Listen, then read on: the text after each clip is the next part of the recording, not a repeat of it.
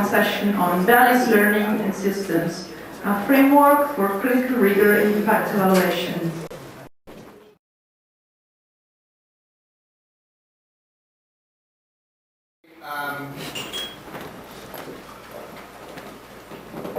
The way that we're going to run this is that I'm going to talk for a while, and Rigour is going to talk for a while, and I'm going to talk mainly about issues to do with values.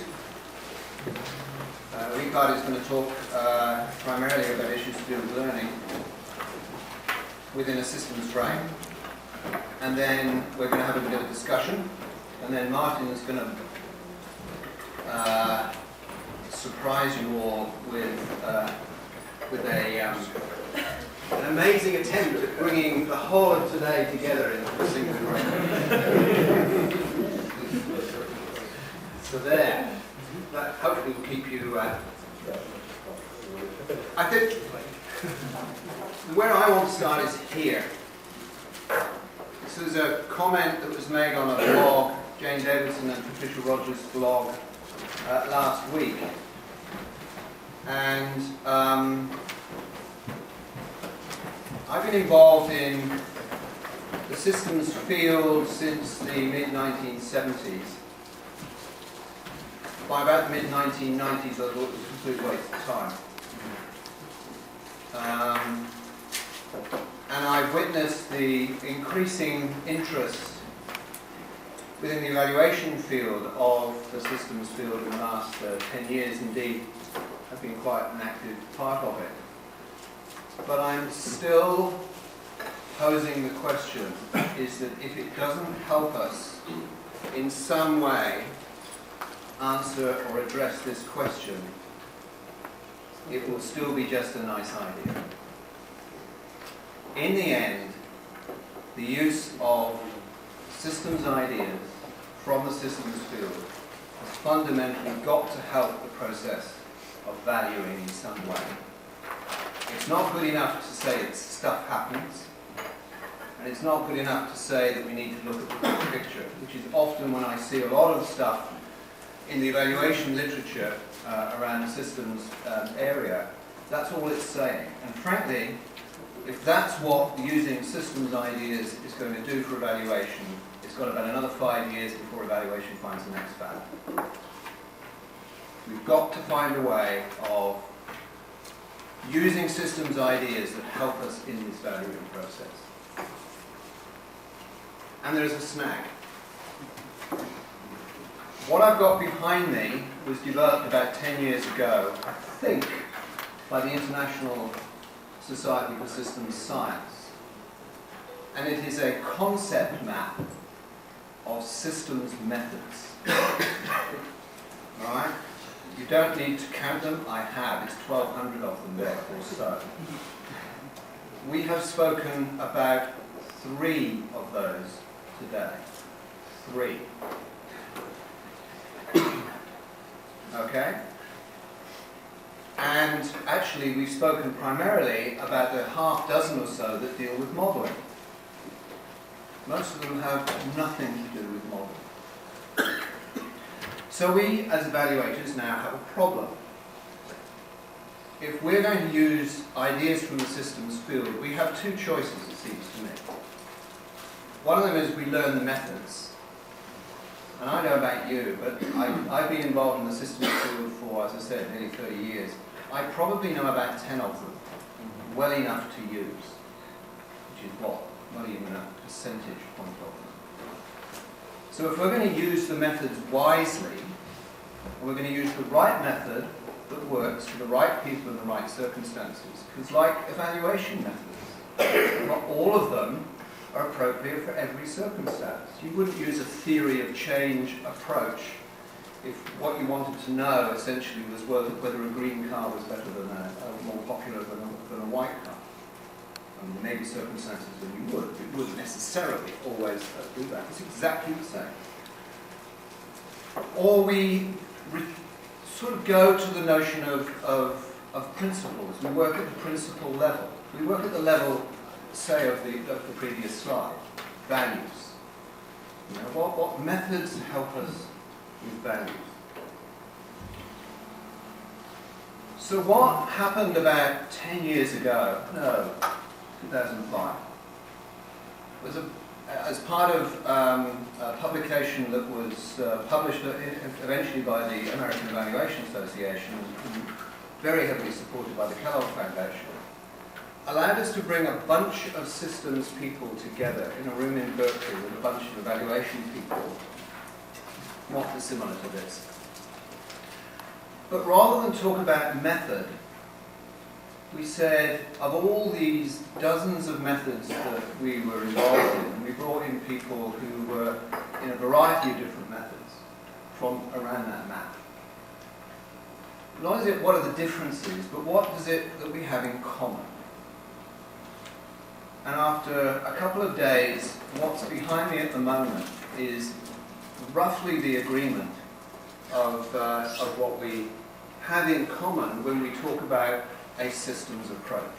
And we used these ideas and developed these ideas over the last 10 years ago, and there hasn't been, from people within the systems field that we know, much pushback. So clearly we're onto something. So at the principle level, these three things seem to reflect the majority of methods that you would normally associate within the systems field.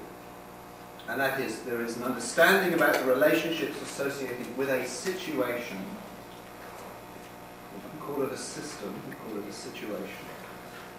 Engaging with contrasting perspectives regarding that situation. And reflecting on boundaries of such perspectives and interrelationships. I'm going to go into a bit more detail about what that actually means. But the opportunity that this gives us, and the area that I would like to, we are exploring, I'm exploring in the book at the moment, with Rigor, is can we use these principles rigorously to adapt our own existing evaluation methods? So we don't have to go out and learn these particular methods. I mean, we might get to a point where a systems dynamic approach might be useful, we might get to a point where a soft systems approach might be useful, we might get to a point where a critical systems approach might be useful, we might get to a point where a viable systems model approach might be useful. But can we kind of enter into the systems field with a degree of rigor based on these sorts of principles? And I want to just spend a little bit of time on that. What we thought then was, well, how do we engage evaluators in these sorts of rather high-level, slightly abstract ideas? And one of the things that distinguishes, I think, evaluators from many other people, except possibly journalists, my partner is a journalist, we share a remarkable degree of things in common, turns out. It's questions. So what kinds of questions does the systems field pose and address? And what kinds of evaluation type questions are appropriate? And what you've got behind you, I won't read the map because I want to save some time, you read in front of you. But in relation to these interrelationships areas of the systems field, these are the kinds of questions that evaluators might ask.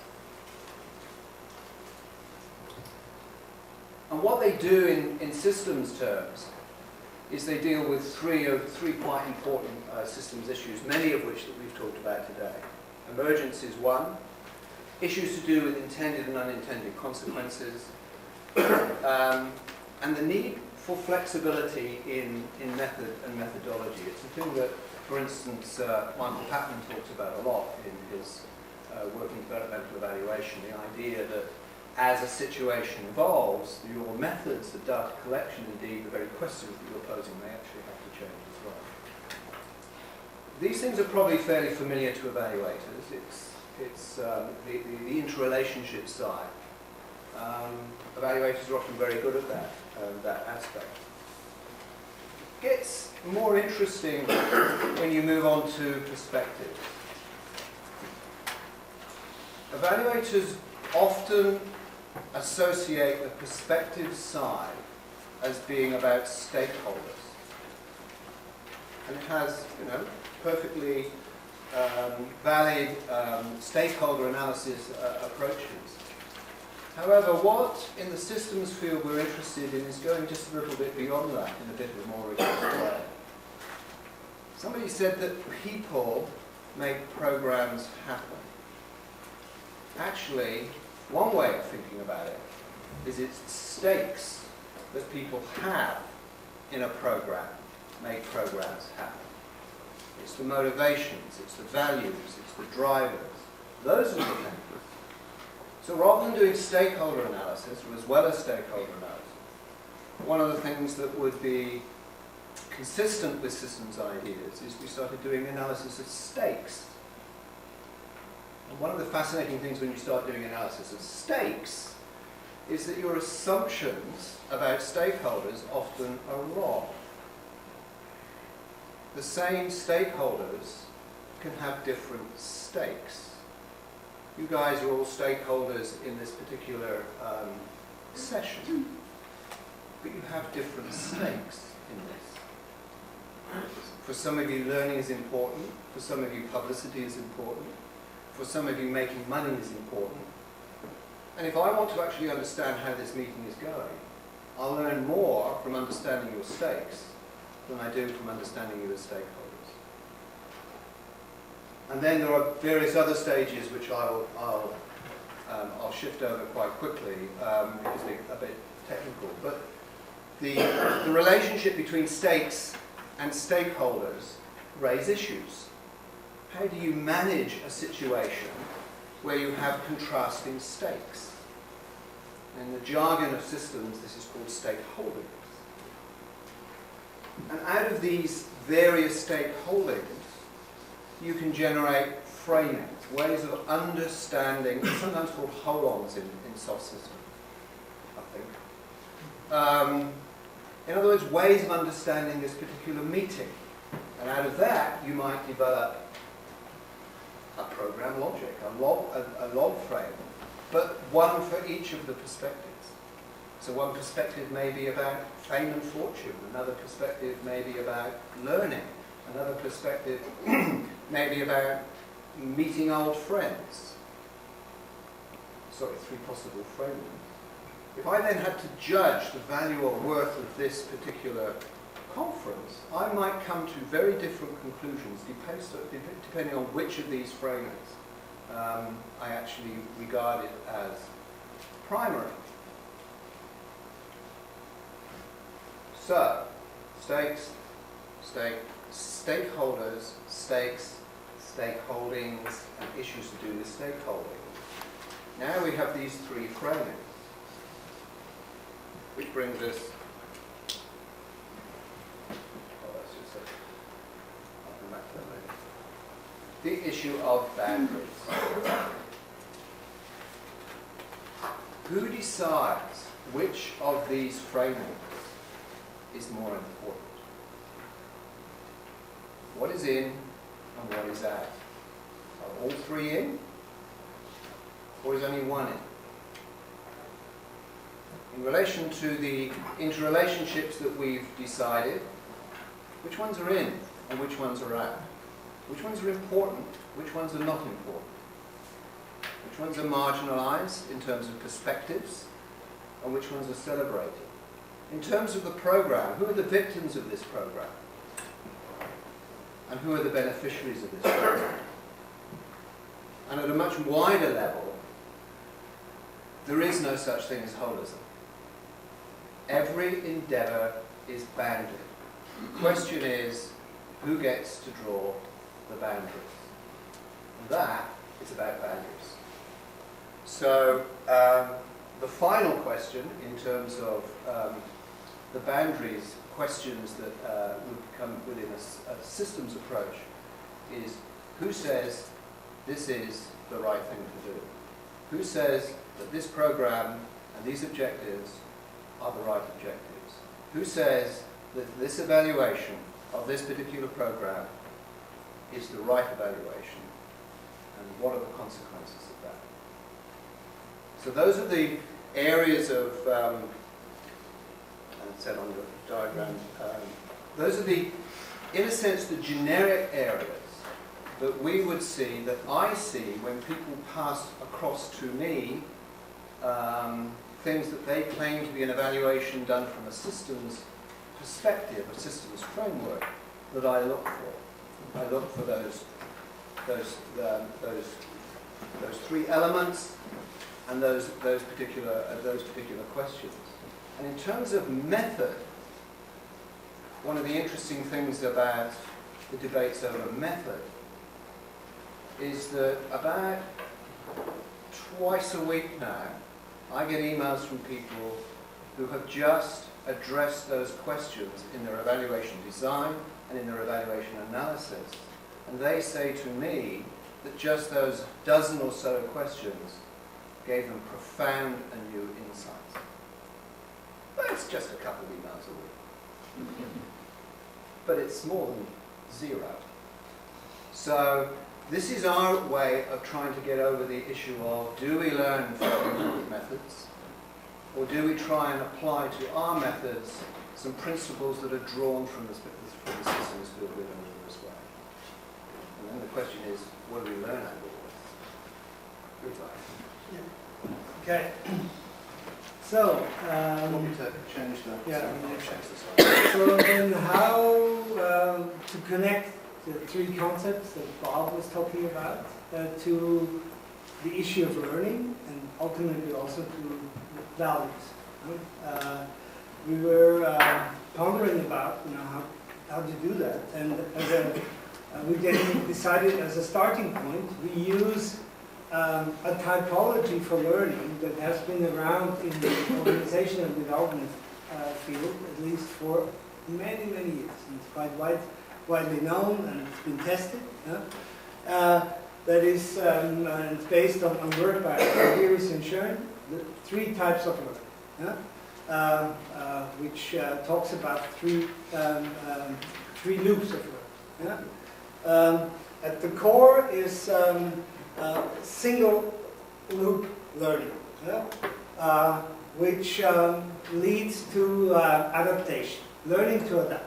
If you have an intervention which causes effects, you find out that the effects are not or are not likely to be resulting from that, you change your intervention. You adapt in the short term. It's good for making those step-by-step changes, but due to the interrelatedness of factors, what was often discovered is that what is for some actors a solution poses serious problems for others, or the same thing might happen over time. So today's solutions are tomorrow's problems.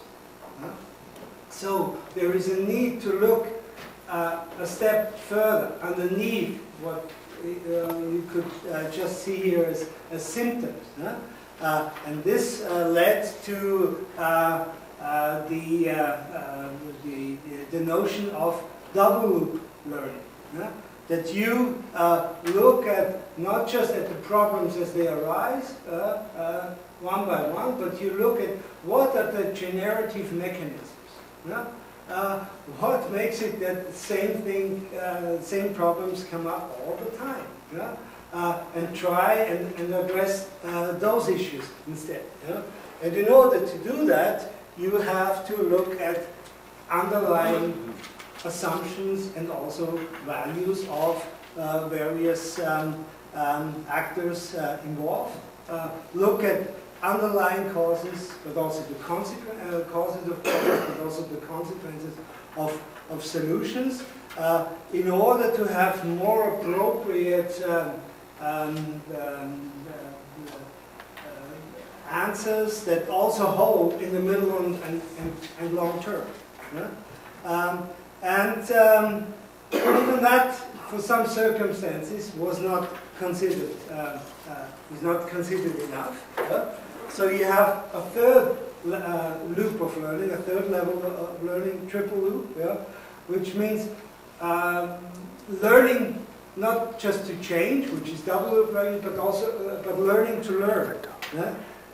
is here you reflect on the rules that govern behavior, or the rules that strongly influence behavior. You look at the patterns of recognizing situations, of identifying contextual factors, or of coping with contextual change, and try to find new and more effective ways of coping. That is the focus of triple loop learning, in order to actually change the rules which influence behavior.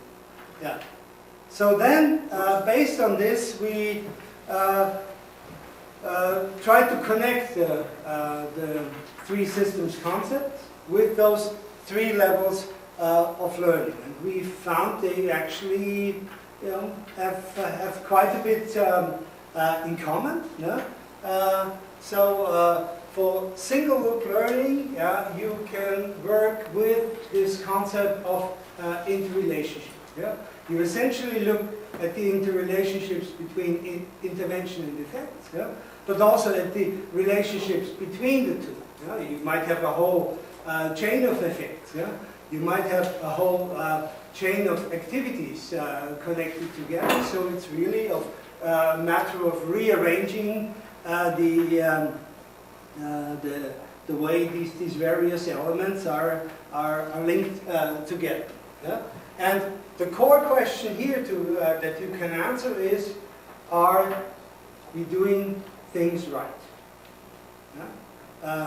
If you want to work towards double loop learning, then the issue of perspective, in the sense that Bob just outlined, not just stakeholders but also stakes and stakeholders, comes into play. Because in the single loop learning domain, you don't question the purpose or the goal of your intervention. That you take as given. Here, your aim is to develop different framings in which an intervention or its effects can be understood. And the lead question here is, are we doing the right things?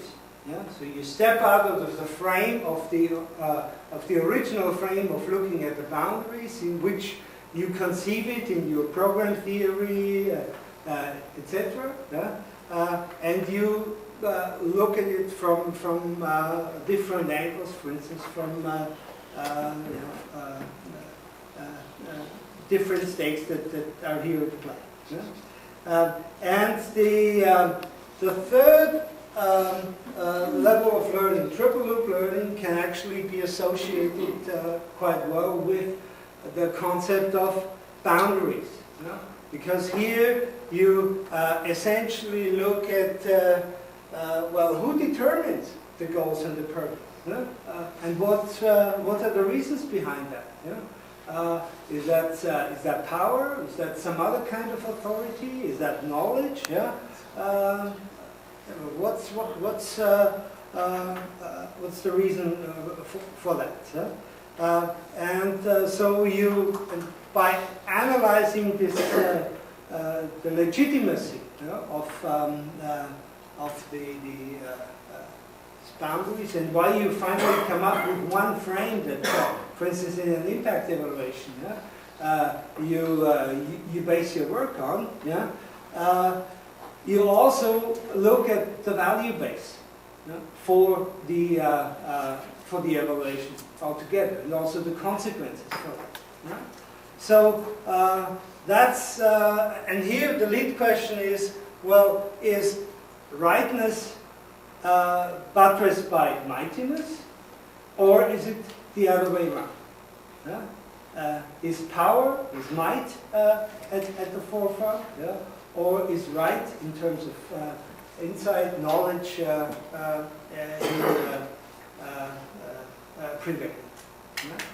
And then, as a third step, we were thinking about, well, how can you connect this now with values? Yeah?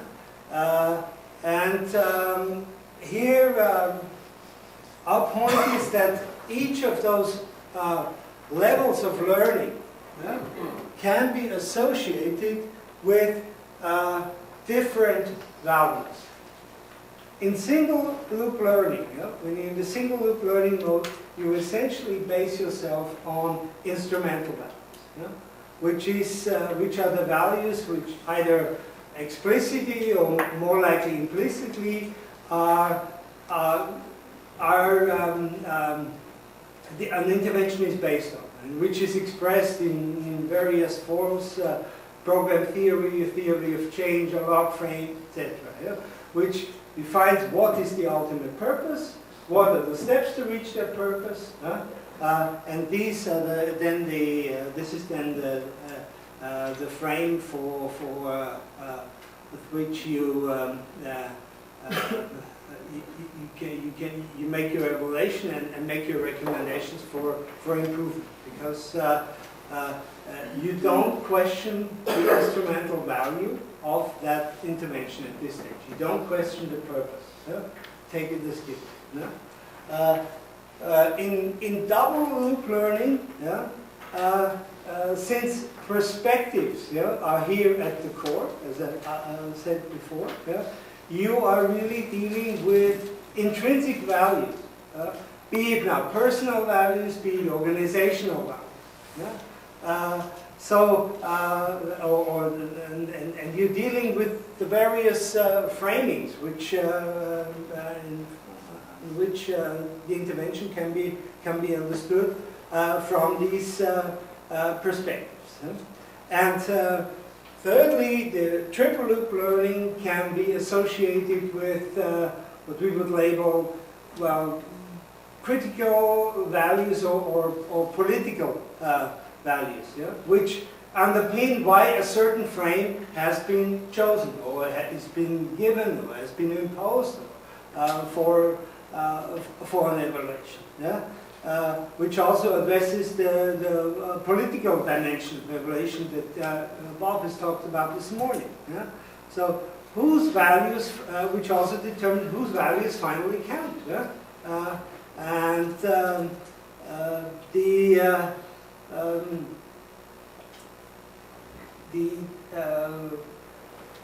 So that's the connection between types of learning and values. The systems concept then at the top, and we were then thinking, well, couldn't this also be a framework for reflection, for rigor in evaluation? We see at least 4 dimensions, and they are outlined here, which that could be done. The first dimension is that this progression here from single loop to triple loop learning has always been associated with reaching a deeper types of learning, more sustainable learning. So that's one dimension. Here, the progression from interrelationship, perspective, boundaries that we understand with the extent and depth of systemic practice. Systemic practice should possibly involve all of these 3 concepts. By looking here at the associated values, you can make the values more explicit. Make the value base explicit upon which you are working. And then, last but not least, these elements can also contribute towards the validity and the credibility, and ultimately also the utility of an evaluation and the findings. Now, this is a very brief sketch. It's a rather tentative framework. We've had quite a few discussions among ourselves to what extent should be presented here today. but we opted, yes, we'll give it a go, just also to sound out how does it resonate with you. I mean, some of the connections for us seem quite obvious, others are quite debatable.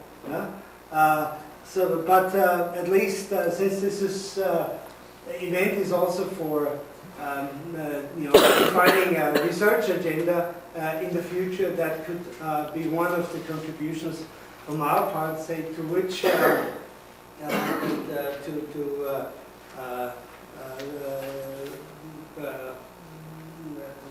to discuss and say which way can this explore further in order to add more rigor also to discussions about evaluation practice. Now, Martin, he will explore this, take this one step further and look at it from the angle of critical systems and also impact evaluation. But before, we would like to break briefly and give you the opportunity to, pose some questions or some comments to what we have said so far. So time is already quite pressing, so there will not be any group discussion, so please just take the mic and... in the unlikely event there are no questions, we actually finish this talk with 20 questions. Yeah. We can stop in that happen. Yeah. No, I think it's a terrific model, and I really congratulate you for getting where you are. In fact, I was wondering to what extent you might also want to connect this model to the classical criteria on development evaluation, which is about efficacy, efficiency, and sustainability. In other words, I would say that single loop learning has to do with efficacy and control systems like auditing and things like that. Then when you go to double loop learning, that's where I have a question whether in fact my understanding of double loop learning is that in fact it is about relevance of the goals themselves of that particular intervention, whereas you don't seem to, you seem to be tentative, you put this in the, now it questions the rules and the norm. You might do double loop learning, and triple learning is really knowledge of it large. It's really meta-evaluation, and it goes beyond the individual interventions to generic set of interventions. So I mean that's one way I would deepen or expand and validate your model and connect it to the current criteria. And sustainability, in a way, would be attached to triple loop learning, and impact is everything. Thank you. Yeah, we've had similar discussions amongst ourselves about that. Yeah. Can you go back a slide to where you have the questions? Yes. I liked everything. I was a bit worried about his rightness buttressed by whatever. It would be a rather odd question. I would have thought that a more neutral question would be, what are the right things we might do, or what shapes the things that we could consider doing, or what is shaping the things that we are doing? You know, that you're looking to the wider world in terms of what is influencing, influencing, which could be power, as you implied, but neatly it might be other things as well. It might be path dependency. I mean, I think on one of the others we had a question that's saying, what makes this the right thing to do? Yeah. I think that in terms of developing your... Ben suggested that that's a why question, whereas the others are not. So maybe just a thought that No, I think that's very right. I mean, it actually comes from some work by Bob Flood and Norman Braun. Right. Yeah. Diversity management, the mightiness and rightness. For me, I was attracted to it because it really does explicitly bring to the fore the political nature of determining ethics, basically. What is it that shapes our notions of what's right? Because very often we get this sort of notion of it is the right thing to do, without any kind of notion of, who says it's the right thing to do? And what is it that circumscribes that rightness? And it strikes me that this notion of mightiness and rightness, I mean, they are clunky, horrible terms, I know. But it does bring out to the fore power relations. Power relations around rules and regulations in terms of mightiness, and power relations around knowledge. One other very quick point, because I'm a bit of a stickler for this sort of thing, I think that you ought to be citing Gregory Bateson and not Algaris and We had that discussion. That's all right. I take a very strong view that everything I read in Semi and everything I read in Algaris is from, I can find it in the essays on schismogenesis or whatever. Yeah. What did you say? I was going to say that. Yeah. Okay.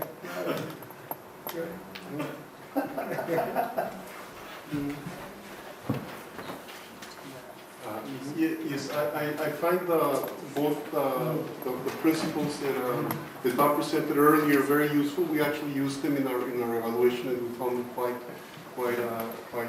helpful and practical. This framework, I find it interesting, very interesting. I see the move towards getting to greater spheres of expanding greater spheres of the phenomena, basically. But maybe there's something missing in me, but I see something missing there, which is behavioral change. If we're going to be evaluating, we want to see what changed. This seems to be very prescriptive, forward-looking. So applying this to evaluation, my question would be, well, I would like to see what changed at each step on the way, because evaluation is looking back, basically, right? Now, and my other point is when we do our evaluations, actually we have. Again, I'm going to go back to the model of the more traditional evaluation and the more traditional sort of performance evaluation, but all within the notion of why throw something out when it's working, basically. Do we really need? Bob's your principle. Do we need this new thing? Do we need these things at bad? Does this satisfy the so what? Yes, exactly. Mm-hmm. Absolutely. Yeah, and my question here would be, for example, when we do performance evaluation, generally there's an evaluation recommendation, a management response, and then there's a tracking to what extent the organization change on the basis of the governance decision on those responses. Then you're focusing on behavioral change, actually. We don't go through the knowledge and things of that sort. Do you need to go through knowledge, or can you just focus on behavioral change as a more reliable indicator that indeed a learning took place? And I can give you several instances where indeed behavioral change took place at an institutional level, and we did not need to go to those stages which are much more covert and difficult to measure, et cetera, et cetera. I think this gets back to the debate around Bateson and Ardress and Schoen. Sorry to get technical on everybody here. Ardress and Schoen argue that you could only judge values through behavior. They were I'm not quite sure what this was, but that was the distinctive point. And their method, values in action method, and all that stuff that some of you may be familiar with, it's all about writing down what people do, what people say, and from that backtracking in terms of assessing people's values. So, yeah, it's an important point to raise, but it's not unique to this. I mean, we evaluate people's comments all the time and ascribe a value base to them in all the work that we do. So it's not unique to this issue. What we've done is kind of raised it up to an area that we say essentially it needs to be debated about. If values then become the really key thing, what are the ways in which we measure value? And that's a boundary choice. These measures do and these measures don't, and we need to debate that. We need to debate the measurement issue. I mean, it's in one of our slides. It really does bring up all sorts of issues of measurement when you start applying some of these systems principles. Well, I don't think that's particularly to do with this package. whether or not you look at observation, enactment, what people say, is a common methodological choice across hundreds of different fields. So I don't think you can claim it as being distinctive to this area. No, absolutely. And I would say also, just before we take another question, I don't think, Adam, that this particular model, for all its defects, discounts behaviour. When you're talking about rights, people's rights and people's personal values, you're talking about what is determining those personal values in terms of their, virtue ethics, basically. So you've got the rights-based ethics, you've got the virtue-based ethics, which informs those kind of personal values. So I don't think it necessarily discounts it, but I would like to bring it up as being an issue which, can be focused on. Should we get one more question? Because I want to give Martin a reasonable, and you do have your homework to do as well, but 20 questions. There's somebody towards the back, sorry.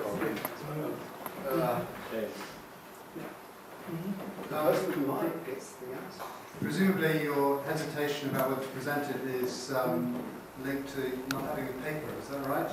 Have you written it up? No. No, because you're right. Which is fine.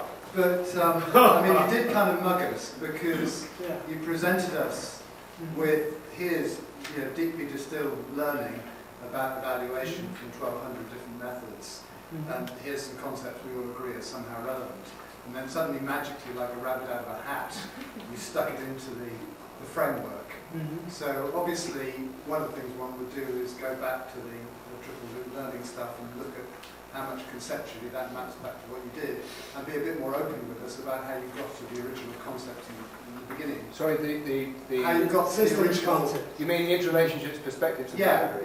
Where that came from. Read our books. Read our books. It's all in the books. That is published. Yeah, that is published. Right.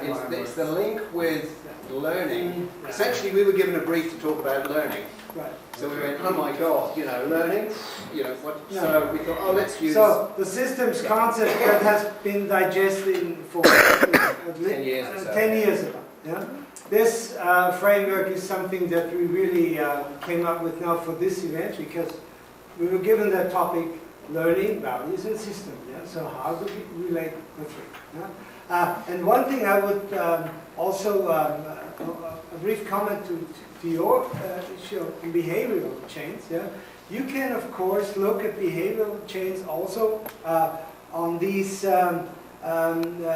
three levels of learning.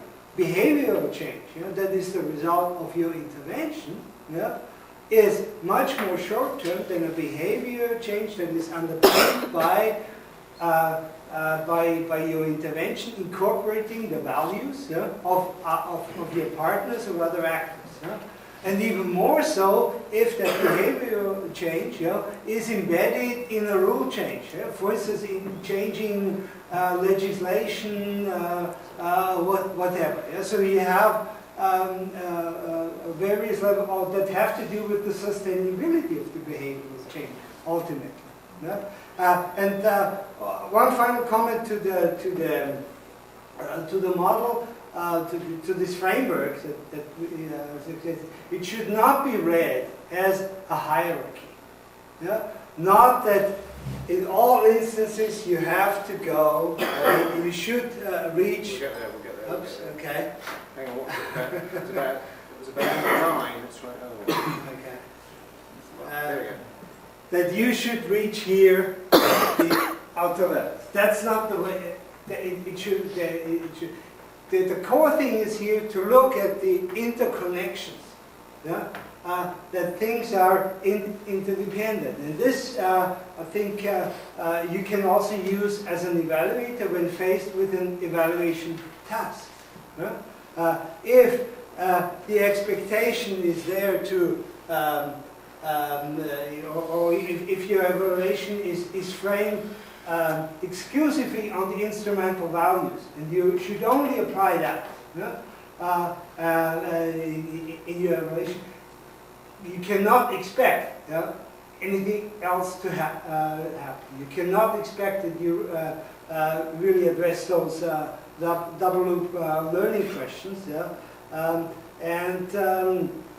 or if the aim is to deal more with questions of double loop learning or relevance, you know, of an intervention, you know, this really requires that you address the various that you elaborate the various framings and also the values that underpin those framings. So it's more in these conceptual terms that you can work on. You know, does that evaluation assignment make sense? You know, in this way. Okay, Martin, stop it down. Yeah. Yeah. Sorry, we have 3 more requests. No, we'll deal with all those. Just hold, if you hold on to them. Hold on to them. Okay. It's, More questions. hopefully, Is that the question that's on the back next time? yeah. We were working our way. I want to go to the right. Those are my kids. Yes. 2 of you. Bob. When I'm in charge. Actually, Bob, can you just go back to the other? Yeah, sure. There we go.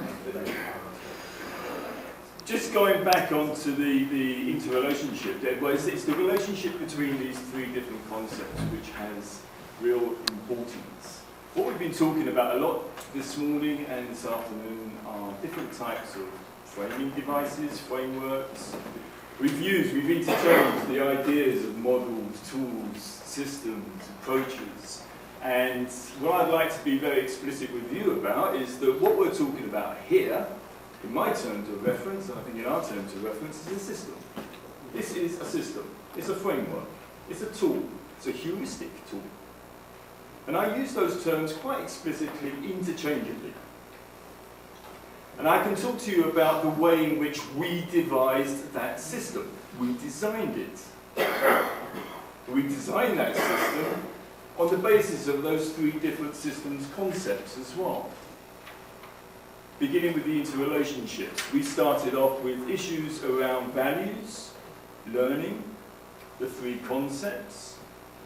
We had to get them together in order to make this presentation, given the terms of reference that were given to us by the workshop organisers. So we had a whole mess of different interrelationships which we had to work with. And we constructed different models for that. We each provided different kinds of ways in which we thought about the way in which those issues and items should be related to each other, and we produced a model. It wasn't this one to start with, it was another earlier model.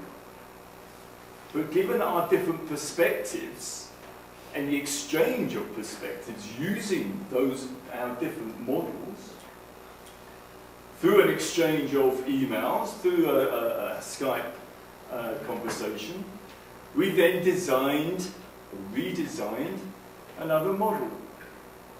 And we took into account of the boundaries within which we were working with, in which we were wanting to make this presentation.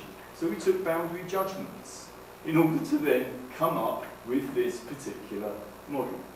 Quite simple. It's a design system. What I'd like to do is to try and take away the mystique around systems, because it's something that we all do. And the whole idea around the systems thinking stuff is to make things manageable. Yeah? We are dealing with a complex situation. We want to make it manageable, therefore we design systems for it. Now what I've done in the next 2 slides, and I've only got 2 or 3 slides here, but the next 2 slides look at 2 different frameworks, 2 different systems.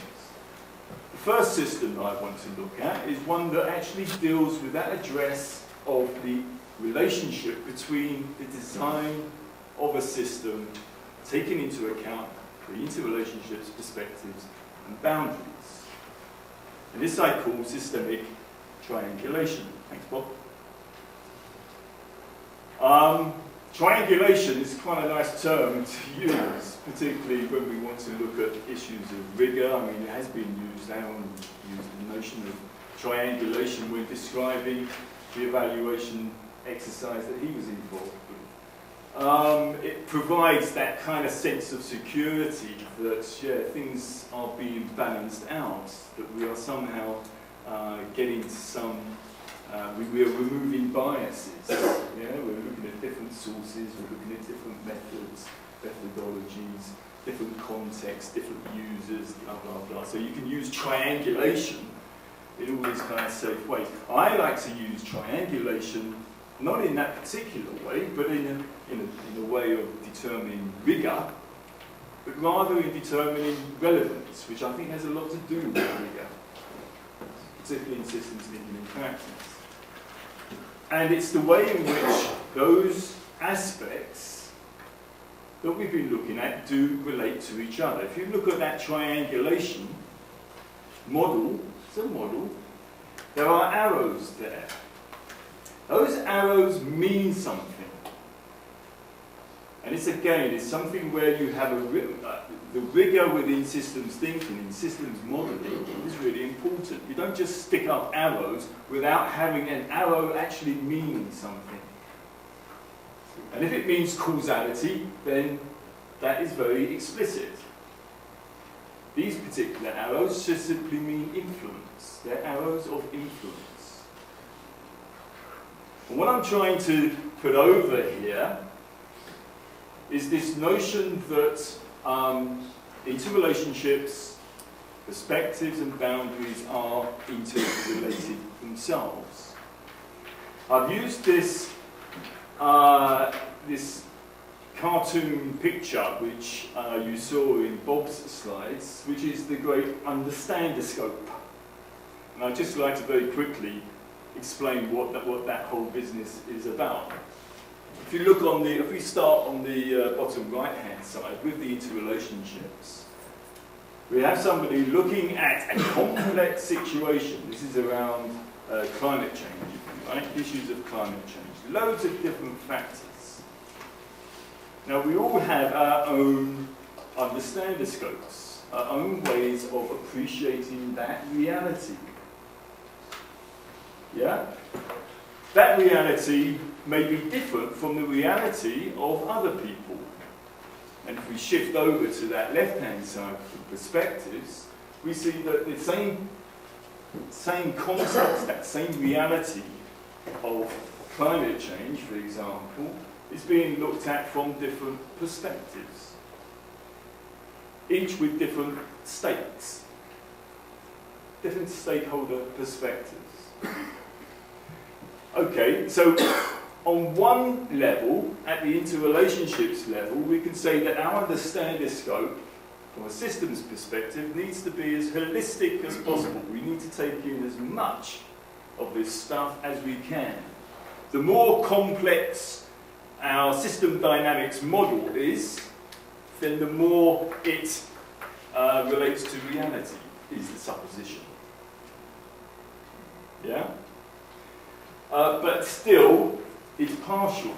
It's a partial look at that reality.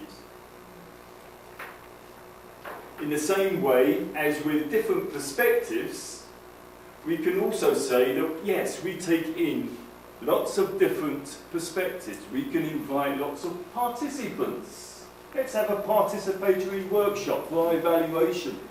Yeah? Get lots of participants together.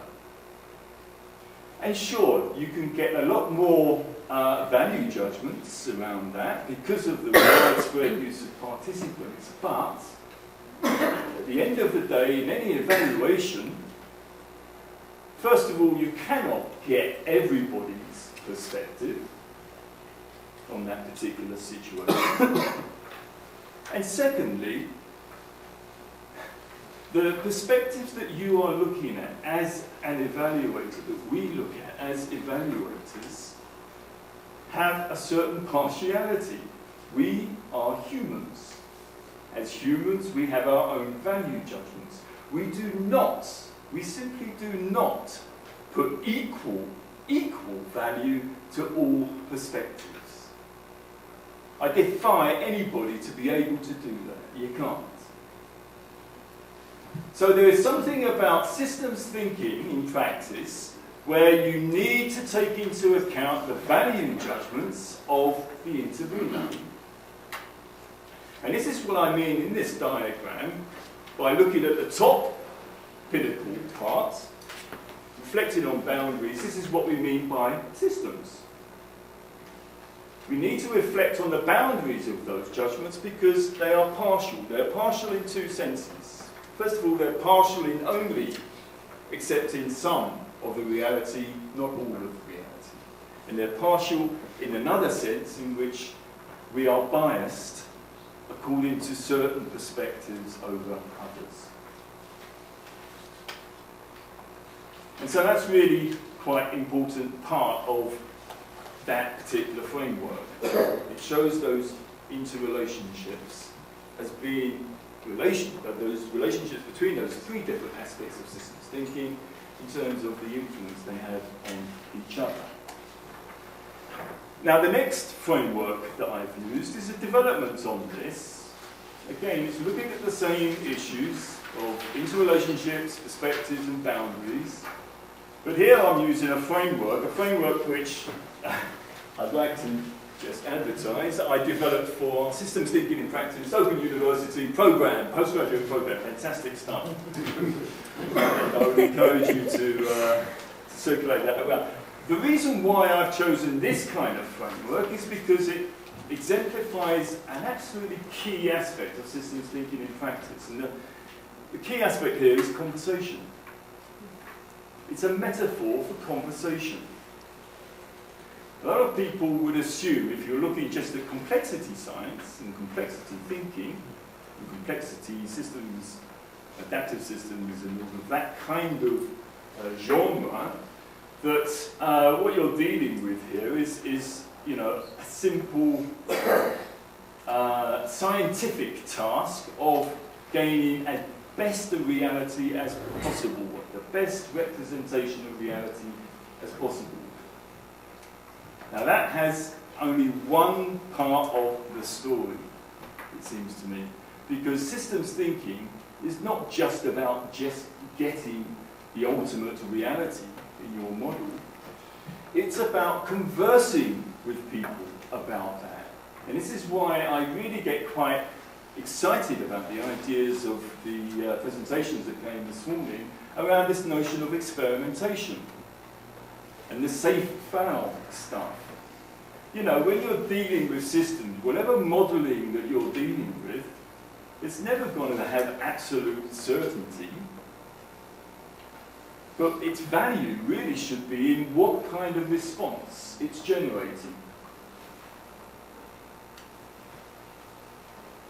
So, what I've illustrated here on this diagram is conversation on two levels. The conversation on one level is between, on the right side, this complex reality, the real world. And on the left side, these two characters here, it's the systems that are conversing with that reality. And what we're doing essentially within systems thinking in practice is maintaining that conversation in terms of a dialectic. We have systems which are different from the reality. Systems are different from the reality. And we need to keep on experimenting with the relevance of those systems to that reality in the context of a particular situation. That's the one level of, in the sense that I use conversation. The other sense in which we use conversation is in the sort of typical human-to-human conversation use, where we're using the frameworks as a means of conversing with each other in order to improve the situation that we're dealing with, improve our evaluation, for example. So what I've done here with this particular framework, this particular framing, is I've got those three entities The interrelationships belong to that context of real-world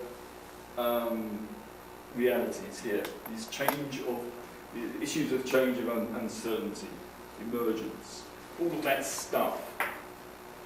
We've got the people with their different perspectives. And we've got the systems, boundaries, in terms of conceptual constructs.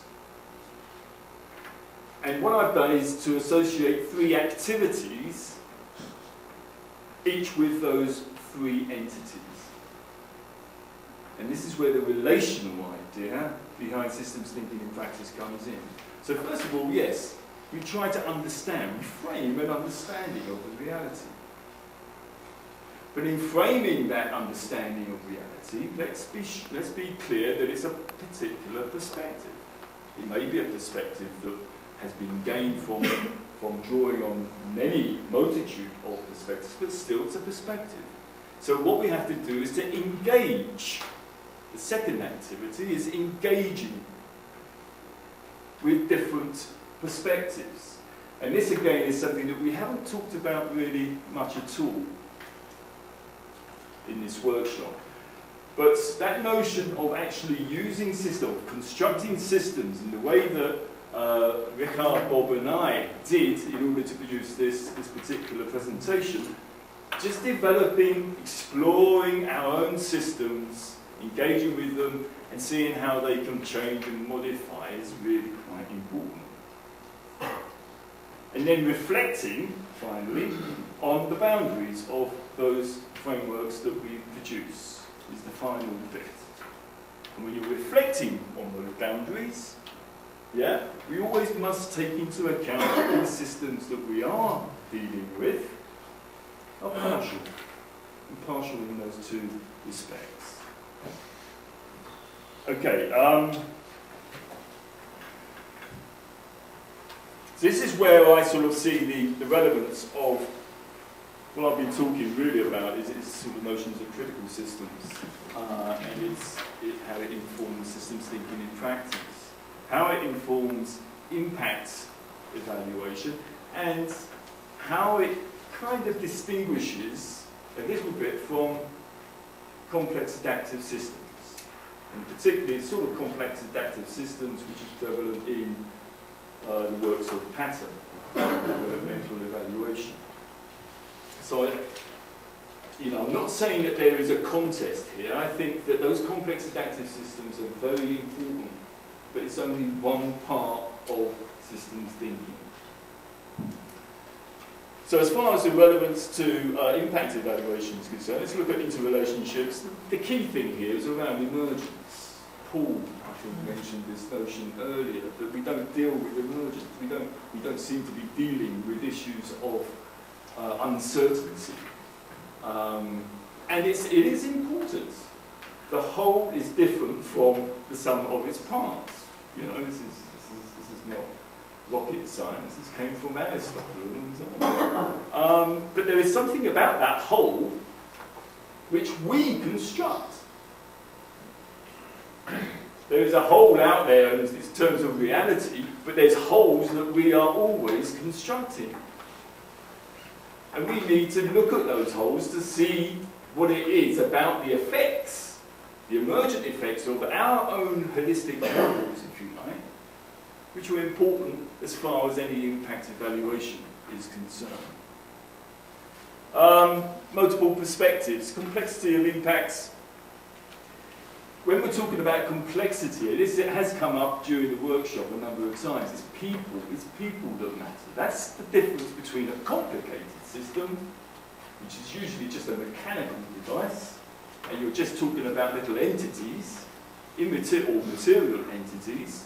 Once you start getting 2 or more people involved in that, in those entities, then you're talking about complexity. The complexity is a function of different perspectives. And it's the engagement of that complexity, the engagement of those perspectives which can generate value. It's not just a matter of mapping out different values, which is very much the concern around complex adaptive systems. You map them out, you get all these different value judgments emerging, and then it's left. It's the engagement, it's how they engage with each other, which is the really key thing. C. West Churchman said about systems approach begins when you first see a system through the eyes of another. It may be a glib sort of statement to make, but I challenge you, you cannot automatically see things from the eyes of another. It's a struggle.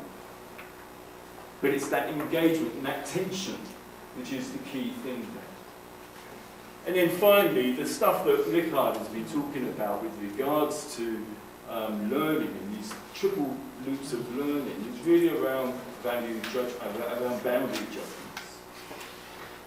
So, and this goes to your point about the different types of criteria for measuring those values.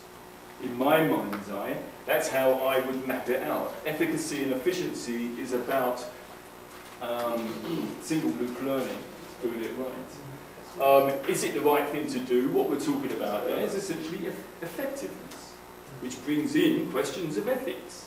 What is the right thing to do?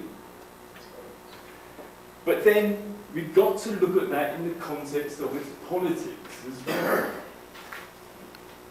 it seems to me. And looking at that third loop of learning, examining that and bringing that into the whole learning exercise does bring questions about the political nature of evaluation, the political nature of the engagement which we all delve into from time to time. It's not neutral. We act within certain political constraints. So again, these are sort of three kind of issues which demarcate our systems thinking and practice from complex adaptive systems alone. Okay, the final set of questions. Here's your homework. It'll be marked tomorrow morning.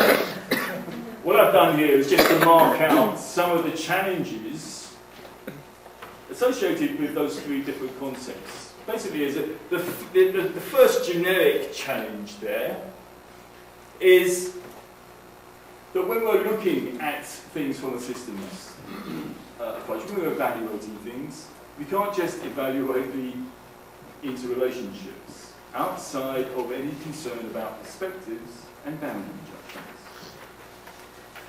And that does not just pertain to systems thinking. As Elliot suggested earlier, it pertains actually to all activities, including evaluation. I think the task, the great challenge, is to not see how systems methods can be used to replace existing evaluation methods, or indeed even to add on to the burgeoning stuff that poor evaluators already had. It's to see how it articulates with it.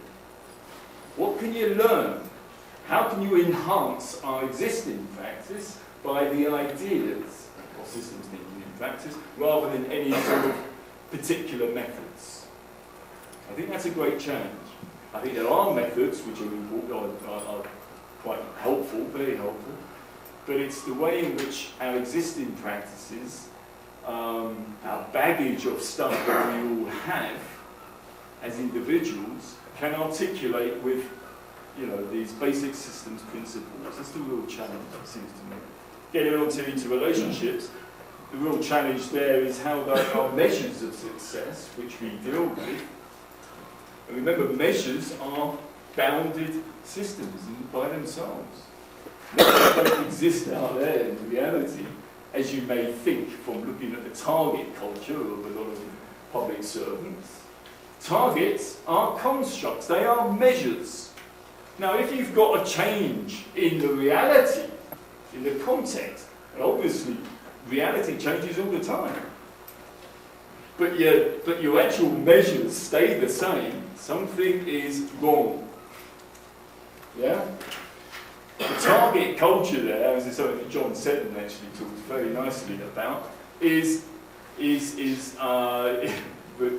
remains a lot to be said for its improvement.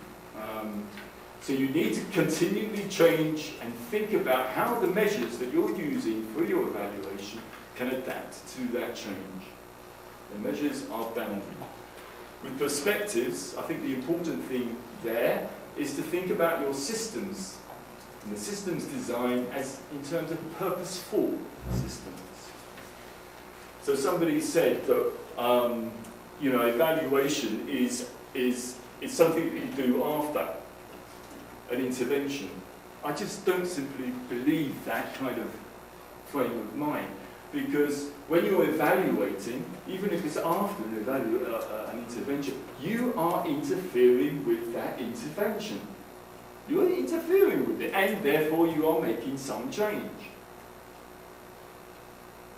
And it seems to me that we have an opportunity there to really take that on board and say, well, how can we contribute to a purposeful sense of change? How can we contribute towards developing value rather than simply measuring it? And then finally, with boundaries, we've got this issue about utility. Again, in complex adaptive systems, it really is based explicitly actually on a utility-focused evaluation patterns work. Utility is fine. Its purpose is a particular type of purpose. And when we're talking about the learning that comes from that intervention, we can talk about it in terms of who learns what when, in terms of those kind of bounded notions of utility. But it does strike me we do also have an opportunity to look at that learning in terms of ethical concerns about what is actually the right thing to do, and look at those ethical concerns in its political and social construction. So that's my... Thank you. That's my... And those are some questions associated with those challenges. You've mugged us again.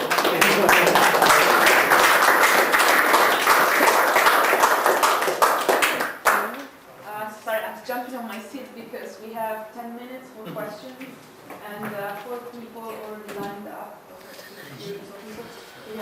We have requests to start at the back, which I think is perfectly valid. Shall we follow the order or where your question specific?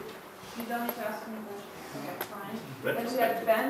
I'm going to join the queue as well. Okay, so we have Ben, Jos, Oscar Garcia, Laura Canfield, Richard. Okay, Richard, and then Ellie. Okay, so Ben. Sorry, who's got the microphone? Okay, so can you bring the microphone? So don't be opportunity. Someone said, where's this stuff written up? It's in this stuff, and also Rigour and I are involved in an e-book that is really trying to turn these things into relatively simple methods. Just some points, I guess, about the framework and how it's been positioned. But the first one is really the idea that interrelationships, perspectives and boundaries can be separated out in that way between single, double and triple loop learning. In my own view, in my experience of both facilitating learning and then doing research on learning and trying to make learning happen, trying to learn, even the simplest single loop learning process involves perspectives, boundaries and interrelationships. So I just don't think it necessarily divides up as easily as thinking that. And I can think of examples from the small scale, working out what the right kind, what food aid to deliver to refugees in a refugee camp, all the way through to, from personal experience, all the way through to my most recent bit of kind of global research work, which is one of the co-authors of the IPCC Special Report on Extreme Weather Events, where I was one of 290 scientists working globally to try and put together a report over a 3-4 year period. In all of those situations, the single loop learning processes required engaging with the interrelationships, the boundaries and the perspectives. Before you even got onto it, what Well, that's the only, I mean, that's just my view on and I think one way of kind of unpacking that, because it is a preliminary framework you present to us, would be to use it in anger, to use it to tell stories, because the power of these frameworks is what kind of narrative does it enable us to tell about a process of complex change. And there are two different kind of bodies of work I've been linked to. One was the ODI's work on how research influences policy under the RAPID programme, and the other was Alnap's work looking at innovations in the humanitarian sector. With both of these, we developed a framework and we went and looked at specific changes. We looked at how the PRSP process came about. We looked at how DFID took on sustainable livelihoods. We looked at how cash-based transfers came into the humanitarian sector from a situation where there was a massive dependence on food aid. We looked at how malnutrition treatments are being changed over time. And these were, some of them were century-long processes of change and learning. And we used the frameworks to actually see what does it actually tell us about the process of change that we're observing. How can we use real-life examples to populate that story? So I think that's really useful. That's a really important thing, the next stage, if you like. yeah.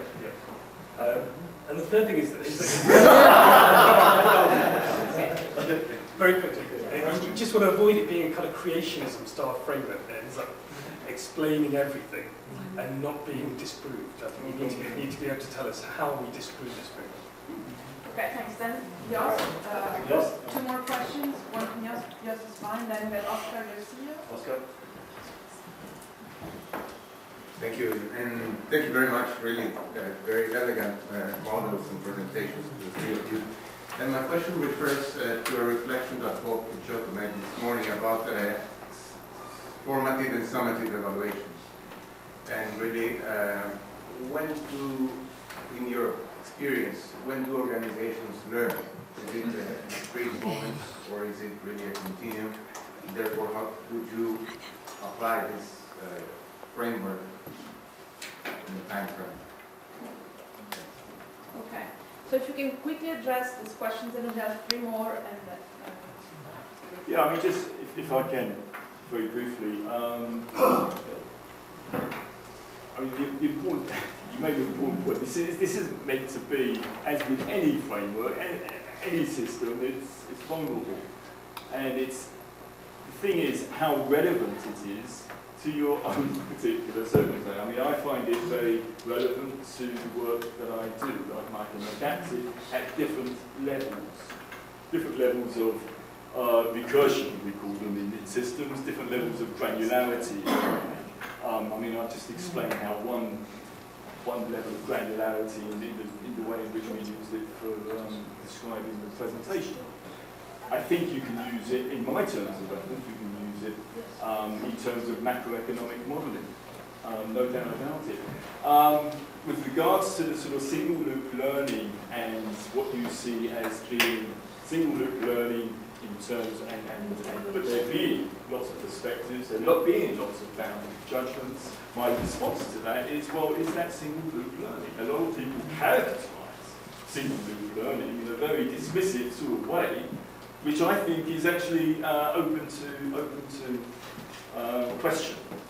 And regarding the summative, formative stuff, we did have a discussion about this. I mean, it's really interesting, I find, and Bob alerted me to the idea of Patton's notion of formative evaluation as constituting single loop learning, and therefore, and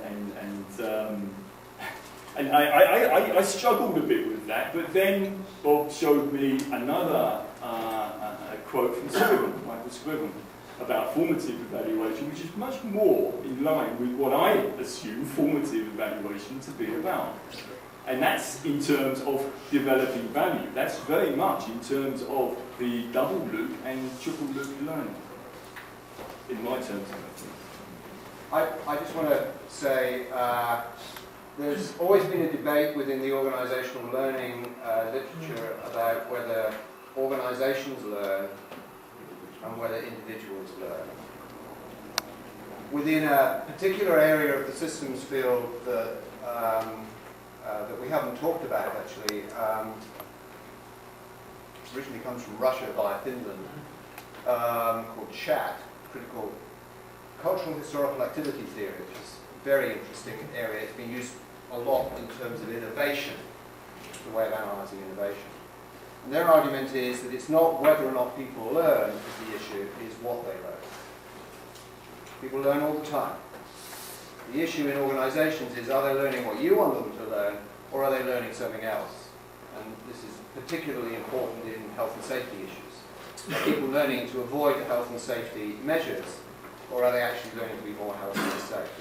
It's the goal displacement issue, and they investigate. People learn all the time. It's what they learn is the issue. Do you have anything to add? So we should take 3 more questions. Laura Campion? Well, this was a quick comment and a question which you might want to answer tomorrow. So the comment is simply, looking at your diagram on page 7, I really don't see how anything that presents a continuum of validity from presumably 0 through to 100% is not representing a hierarchy in the way that you mapped it to the different loops of learning. But the question was, your own question in a sense. I'm a hard-pressed impact evaluator. I've got a very big toolbox. I just want one single concept to enhance this toolbox. So asking the 3 of you separately, which single concept would you say would be most valuable? I think this is very much against systems thinking, to pull out a single, really key concept. Boundaries. Thank you. There we go. Can That's we mine. take the other 2 questions and then you can answer later? Because it implies the other two. My name is Rich Bob James from University Stanley. I feel a little bit of a party pooper at the systems level. For a number of reasons. I mean, this is a very enlightenment project and it believes in the possibility of purposeful action, which I think smacks of hubris. So I think we need to be very cautious about that. I don't mean that. I mean, who here really believes that they've consciously engaged in purposeful action ex ante that has resulted in the predicted effects ex post? I'd be very pleased to hear from you.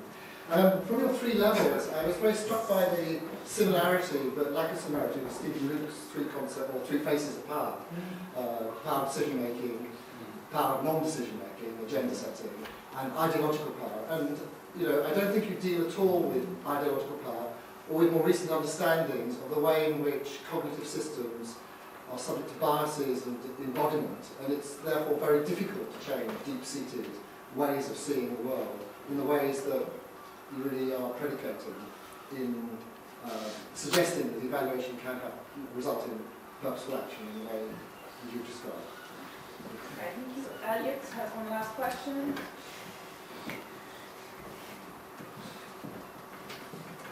As with Laura, probably a mixture of a comment and a question. I jokingly said with James that you mugged us. What I meant by that is that I'm very preoccupied with disciplinarity and interdisciplinarity in evaluation and how much we expect evaluators to know. And where I think you cheated slightly is you threw in under a systems flag things that in my terms got down all to do with systems. So you talked about basically your interaction and your conversations between reality and models, etc. Well, are you talking about conversation analysis, grounded theory, sense making, narrative construction, reframing out of various kinds of therapy? I mean, all of those concepts were implicit or embodied in the things that you were saying, very rightly so. I'm not objecting to that, but I think we ought to recognise that there is a core of stuff that is about systems, and then there is a core of stuff which is about communicating what systems is about. And that latter forces you into lots of frameworks and prior knowledge which people need to absorb some of the system stuff. I thought it was very difficult for you to explain systems thinking in its own terms without extending into some neighbouring areas of disciplinarity and concepts. And that doesn't matter, except there's the problem of how far we can really expect workaday evaluators to have that toolbox available to translate some of these things into their work. Hence the plea for tell me one concept or whatever. And then, so I'm just throwing that at you, that you're not only talking about systems, you're talking much wider enlargement of the conceptual, theoretical and discipline basis that one would assume evaluators would need to grasp in order to come to terms with these frames. Thank you. There's no more questions, so Over to you. up to you. There was no question, I don't think, that we were talking about systems in terms of discipline. And indeed, I think one of the problems with thinking about systems is saying that it is a discipline. It's a bounded activity in much the same way as economics or history or science is bounded. And in fact, once we start bounding notions of systems thinking, then we lose its essence. And what I was trying to get over, and presumably it didn't come over too well, but what I wanted to get over is that the systems thinking stuff is more of a literacy rather than a discipline. Which means that it's something that can be used, hopefully can be used by different disciplines, by the adaptation of those disciplines to their own practice. Now, if you see resonance with the ideas that we've been putting over, with all of the other particular disciplinary theoretical ideas around in social sciences, I think that's fine, that's great. Nobody is suggesting that what we're coming out with is new. It's not. What we are trying to articulate, though, is something where those ideas are understandable in a particular series of activities, which makes systems, in whatever kind of discipline that systems are being used and articulated, including politics, because politics deals with systems all the time. You know, the health system, the legal system, as though these things are kind of constructs that exist in that real world and that we've got to abide by and are uncontestable. This, I mean, what I'm trying to put over is a notion of systems thinking in practice that challenges the boundaries of systems. And I would echo Bob's response to the question about what one concept we want to take away from this. It's boundaries. It's boundaries. But let's question those boundaries. Right. And we can question those boundaries in terms of what we include in the boundaries, what sets of relationships we include in, and what's out. As a busy impact evaluator who doesn't have time to learn more than one concept, I would be interested to know how you draw the boundaries around your work. That's actually not me, I'm a lazy academic. and I'm just being deliberately provocative. But I mean, I think it is, that's why I think the boundary issue is important, is there is only so many things that I can learn. So how do I make the choice about what I learn? And how do I reflect on that particular choice? And because in dealing with boundaries, you also have to address interrelationships and perspectives. So they come through the back door. My concern, Martin, is not that we should challenge this evaluation, not discipline in my terms, like it's a field, if anything. But what I'm concerned about is how much we, as evaluators, wearing the hat of the evaluator now, not a social scientist, need to know to grapple with some of this stuff. My trouble, what was worrying me in your presentation, is that I was fortunate enough to have read a lot of books in some areas that have got damn all to do with evaluation or systems. But I'm working with colleagues who haven't particularly gone down similar paths, and I also want to have conversations with them. And what I was hearing from you was something that I was struggling with. How would I communicate all of that to them if they didn't have those different disciplinary routes that you might have, I might have, and many people in this room happen to have? Yeah. So that's where I'm coming from. And the way in which we present to you as a group of evaluators is going to be very different from the way in which we present to our own consultancies or our students, whatever. And I think it's a problem inherent in evaluation because it is this field. You know, there's in the States at the moment there's this enormous fashion in terms of God, I've forgotten the name of what it's called, but basically trying to find new ways of communicating ideas. You know, it's the next big thing. You know, systems was last year's big thing. Now it's whatever it is. I've got what's called now. But that's, you know, that's a trade in itself, and I think it's one of the things that evaluators have to confront all the time. It's a boundary choice. How much do we need to know about cognitive psychology in order to be able to actually understand whether people are telling us the truth or not? You know, I mean, at some stage, one of the advantages of living in New Zealand is that there's nobody who's a specialist. Everyone is a generalist. And I think I'm going to write a book one day on the specialism of generalism. You know, I think there are certain rules and certain patterns and certain requirements that would make you a good generalist rather than a bad generalist, in the same way that what makes you a good specialist. And these haven't been described yet. I mean, maybe systems thinking is one of those things. But I think it is. I mean, I agree with you, Elliot, but I think it's not unique to the acquisition of systems ideas to evaluation. I think it's the same with, you know, what do we do about communicating with people? What do we do about writing our material up? What do we do about observational analysis? I mean, we are really quite dangerously eclectic, I think, sometimes in our field. And the three concepts that we are emphasizing are an attempt to lower the entry level and entry requirements. Also for evaluators that are not so familiar and don't, you know, so in order to avoid, you know, reading a bunch of books or going into a range of methods, you know, going through the concept, and you can address all these associated questions to the concept by using your conventional repertoire. Yeah? But for each of them, there are also methods from the systems field that we can also draw in if it's feasible, if it's useful, etc. So, just one observation. I think